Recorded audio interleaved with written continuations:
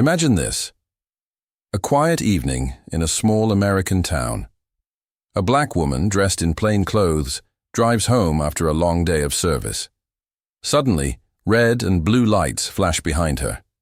Two officers approach, their hands already resting on their holsters. What they didn't know was that the woman they were about to handcuff was a high-ranking U.S. general, one of the most respected strategists at the Pentagon. And with a single phone call, she would destroy their entire careers. But before that moment came, something shocking unfolded. The officers claim they pulled her over for a broken taillight. She calmly explains it's not broken. She just had it replaced last week. But they don't listen. Their tone sharpens. "Step out of the vehicle," one of them orders.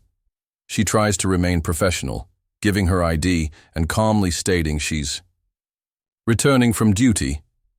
But the moment they see her last name and military ID, they smirk. "Yeah, right. General? In our town?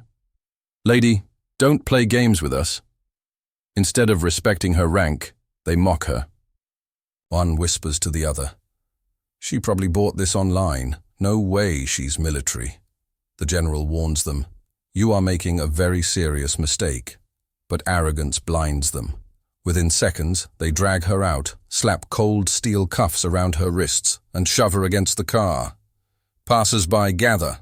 Someone records. The general's dignity is stripped in public, not because of anything she did, but because of racism in a badge. For nearly 10 minutes, they humiliate her. They search her vehicle without a warrant. They laugh, calling her delusional for pretending to be a general. One even says, "If you're really military, call your little army buddies right now. Let's see them save you." She stays silent, her eyes calm, but burning with fury. But when one officer pushes harder, tightening the cuffs until her wrists bruise, her patience ends. She looks him dead in the eye. "Fine. You want me to call? I'll call." They laugh again. "Go ahead. Who you gonna call, your lawyer?" She shakes her head slowly. "No, the Pentagon."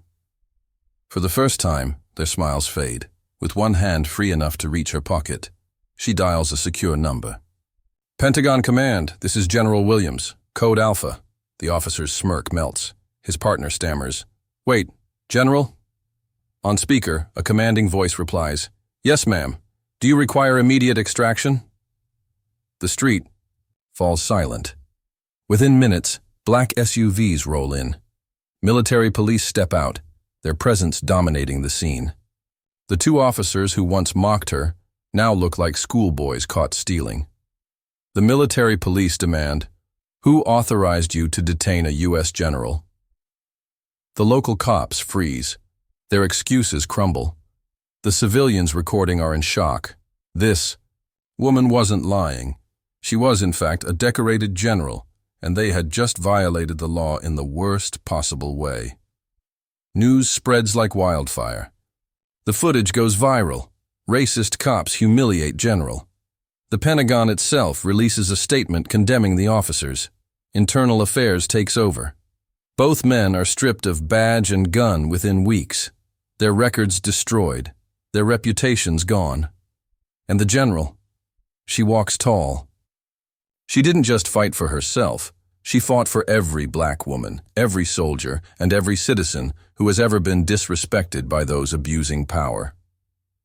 Her final words in a press briefing cut deep. Respect is not about skin color, gender, or where you're from. It's about humanity. And anyone who wears a badge must never forget that. As for those officers, their careers ended the night they underestimated the wrong woman.